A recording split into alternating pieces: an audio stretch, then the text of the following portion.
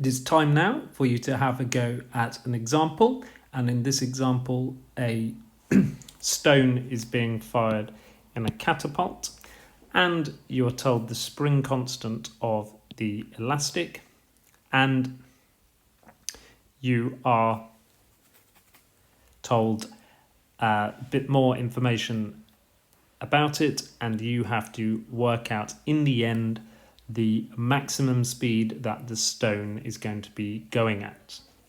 If you're happy to have a go, then pause the video.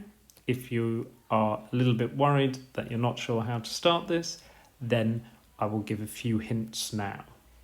So in part A, you're going to have to remember Hooke's law and be careful about the units here, and that will allow you to work out the maximum force which is used to stretch the elastic. Then you will need in part B to use the elastic potential energy equation to calculate the energy stored there. Then you're going to realize that that energy that you've calculated has now been shifted to another energy store. So you know the energy in the new energy store, and that will allow you to calculate the maximum speed of the stone. Watch out for the units of mass which need to be corrected. And then the final one, the discussion of in reality how this maximum speed will differ to the value that you have calculated. So if you haven't already done so, pause the video and try that question. Hopefully you've had a go at those questions, and here are the solutions for you to check.